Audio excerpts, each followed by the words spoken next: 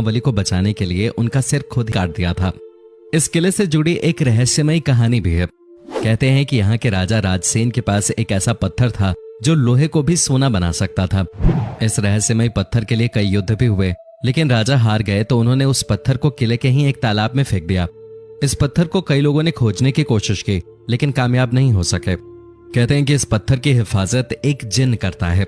भारत को अपने इतिहास के लिए जाना जाता है, जिसमें पर्यटक किले और महल देखने के लिए आते हैं। लेकिन जरा सोचिए कि कुछ 50-60 लोगों का समूह किसी जगह को देखने के लिए आए और अचानक वहां से गायब हो जाए तो क्या हो। जी हाँ, ऐसा ही कुछ हुआ था उत्तर प्रदेश के झांसी से करीब 70 किलोमीटर की दूरी पर स्थित गढ़कुंडार किला में, जो कि अपने आप में एक रहस्य है। तो चलिए जानते हैं इस रहस्यमयी किले के बारे में। 11वीं सदी में बना यह किला 5 मंजिला है, जिसमें 3 मंजिल तो ऊपर हैं, जबकि 2 मंजिल जमीन के नीचे हैं। हालांकि ये किला कब बना और किसने बनवाया, इसके बारे में कोई जानकारी नहीं है, लेकिन बताया जाता है कि ये किला 1500 से 2000 साल पुराना है। यहाँ चंदेलों, बुंदेलों और खंगार जैसे कई शासकों का शासन रहा। यह किला सुरक्षा की दृष्टि से बनवाया गया एक ऐसा बेजोड़ नमूना है जो लोगों को भ्रमित कर देता है। किला इस तरह बनाया गया कि ये 4-5 किलोमीटर दूर से तो दिखता है, लेकिन नजदीक आते आते ये दिखना बंद हो जाता है। जिस रास्ते से किला दूर से दिखता है, अगर उसी रास्ते से आप आएंगे तो रास्ता किले की जगह कहीं और ही चला जाता है, जबकि किले के लिए दूसरा रास्ता है। गढ़कुंडार के किले की गिनती भारत के सबसे रहस्यमयी किले में होती है। आसपास के लोग बताते हैं कि काफी समय पहले यहाँ पास के ही एक गांव में बारात आई थी। बारात यहाँ किले में घूमने आई। घूमते घूमते वो लोग तलघर में चले गए, जिसके बाद वो रहस्यमयी तरीके से अचानक गायब हो गए। उन 50-60 लोगों का आज तक पता नहीं चल सका। इसके बाद भी कुछ इस तरह की घटनाएं हुई, जिसके बाद इस किले के नीचे जाने वाले सभी दरवाजों को बंद कर दिया गया। ये किला किसी भूल भुलैया की तरह है। अगर जानकारी न हो तो इसमें अधिक अंदर जाने पर कोई भी दिशा भूल सकता है। किले के अंदर अंधेरा रहने के कारण दिन में भी ये डरावना लगता है। कहते हैं कि किले में एक खजाने का रहस्य भी छुपा हुआ है, जिसे तलाशने के चक्कर में कई लोगों की जान चली गई है। इतिहास के जानकार बताते हैं कि यहाँ के राजाओं के पास सोने, हीरे, जवाहरातों की कोई कमी नहीं रही। यहाँ के खजाने को ढूंढने की कोशिश कई लोगों ने की, लेकिन वो नाकाम रहे। भारत में ऐसे बहुत सारे किले हैं जिनके बारे में अभी लोग नहीं जानते हैं। राजाओं के वक्त के किले जो आज भी लोगों के लिए रहस्यमयी बने हुए हैं, वहीं कुछ ऐसे किले भी हैं जो किसी न किसी वजह से बहुत मशहूर हैं। जी हाँ, ऐसा ही एक किला है जिसके बारे में आज हम आपको बताने जा रहे हैं। हिमाचल प्रदेश के हमीरपुर जिले में एक ऐसा किला है जो कि काफी रहस्यमयी है। लोगों का कहना है कि इस किले में किसी अज्ञात जगह पर अरबों का खजाना छुपा हुआ है, जिसे आज तक कोई भी खोज नहीं पाया है। यह किला सुजानपुर के किले के नाम से भी जाना जाता है। ऐसा बताया गया है कि खजाना छुपा होने के कारण इस किले का नाम खजांची किला भी रखा गया है। इस किले को कटोच वंश के राजा अभय चंद ने 260 साल पहले यानी साल 1758 में बनवाया था। उसके बाद यहाँ राजा संसार चंद ने राज किया।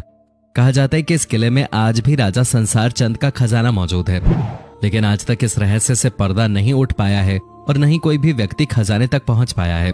ऐसा माना जाता है कि किले के अंदर ही एक 5 किलोमीटर की लंबी सुरंग है, लेकिन इस सुरंग के अंतिम छोर पर आज तक कोई भी नहीं पहुंच पाया है। रास्ता तंग और अंधेरा होने के कारण इस सुरंग में 100 मीटर से ज्यादा अंदर जाने की कोई सोचता भी नहीं है और न ही किसी की हिम्मत होती है। आसपास रहने वाले लोगों का यह भी कहना है कि रात में किले से अजीबोगरीब आवाजें आते हैं। उनका मानना है कि खजाने की रक्षा किले में मौजूद रूहानी ताकतें करती हैं, इसलिए इसका कोई पुख्ता सबूत किसी के पास नहीं है। कहा जाता है कि राजा संसार चंद इस किले का प्रयोग लूटे हुए खजाने को छुपाने के लिए करते थे। इसी के लिए उन्होंने किले में गुप्त सुरंग का निर्माण भी करवाया था, जिसका रास्ता सीधे खजाने तक जाकर खुलता था। यहाँ छिपे खजाने की खोज में मुगलों समेत कई राजा महाराजा और गांव के लोग किले में कई बार खुदाई कर चुके हैं। यहाँ तक कि वो उस रहस्यमयी सुरंग में जाने की कोशिश भी कर चुके हैं, लेकिन आज तक कहते हैं कि खजाने का रहस्य राजा संसार चंद के मरने के साथ ही दफन हो गया। यहाँ तक कि उनके परिवार के किसी भी सदस्य को भी वो खजाना नहीं मिल पाया। भारत में अभी भी कई ऐसे किले मौजूद हैं जो किसी न किसी कारण से प्रसिद्ध हैं।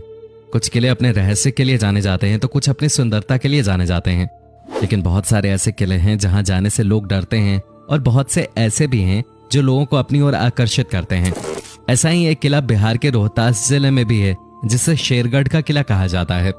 अफगान शासक शेरशाह सूरी के इस किले में भी सैकड़ों सुरंगें और तहखाने हैं, जिनके बारे में कहा जाता है कि इसके बारे में आज तक किसी को पता नहीं चला। इस किले की कई रहस्यमयी कहानियां हैं जिनके बारे में कोई नहीं जानता। कैमूर की पहाड़ियों पर स्थित इस किले की संरचना अन्य किलों से बिल्कुल अलग है। इसे इस तरह से बनाया गया है कि कोई भी इस किले को बाहर से नहीं देख सकता है। किला 3 तरफ से जंगलों से घिरा हुआ है, जबकि दुर्गावती नदी इसके एक तरफ बहती है। किले में प्रवेश करने के लिए एक सुरंग से होकर गुजरना पड़ता है। कहा जाता है कि अगर ये सुरंगें बंद हो जाती हैं तो किला किसी को दिखाई नहीं देगा। यहाँ बनाए गए सेलर्स के बारे में कहा जाता है जो इतने बड़े हैं कि इसमें 10,000 लोग एक साथ आ सकते हैं। ये किला शेरशाह सूरी ने अपने दुश्मनों से बचने के लिए बनवाया था। वो अपने परिवार और सैनिकों के साथ यहाँ रहता था। यहाँ उनके लिए सुरक्षा से लेकर हर तरह की सुविधाएं उपलब्ध थीं। इस किले को इस तरह से बनाया गया है कि अगर दुश्मन हर दिशा में 10 किलोमीटर दूर रहे तो इसे स्पष्ट रूप से आते देखा जा सकता है। कहा जाता है कि इस किले में मुगलों ने शेरशाह सूरी, उसके परिवार और हजारों सैनिकों को मार डाला था। यह किला 1540 और 1545 के बीच बनाया गया था। यहाँ सैकड़ों सुरंगें बनाई गई थीं ताकि मुसीबत के समय उन्हें सुरक्षित बाहर निकाला जा सके। ऐसा कहा जाता है कि इन सुरंगों का रहस्य केवल शेरशाह सूरी और उसके विश्वस्त सैनिकों को पता था। इस किले से केवल एक सुरंग रोहतासगढ़ किले तक जाती है, लेकिन किसी को नहीं पता कि दूसरी सुरंग कहाँ जाती है। शेरशाह का बेशकीमती खजाना भी इस किले में छिपा है, लेकिन उसे आज तक कोई नहीं मिला। सुरंगों और तहखानों का नेटवर्क किले में इस तरह से फैला है कि लोग अब भी अंदर जाने से डरते हैं। आगरा का किला मूलतः एक ईंटों का किला था जो चौहान वंश के राजपूतों के पास था।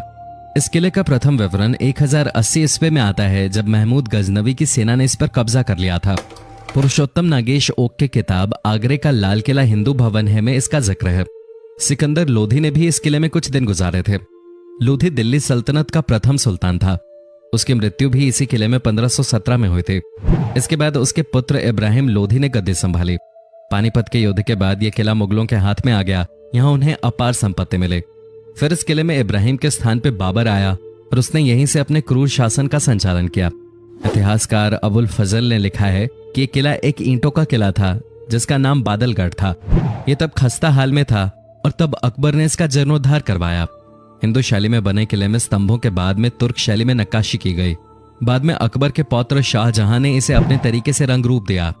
उसने किले के निर्माण के समय राजपूताना समय की कई पुरानी इमारतों व भवनों को तुड़वा भी दिया था।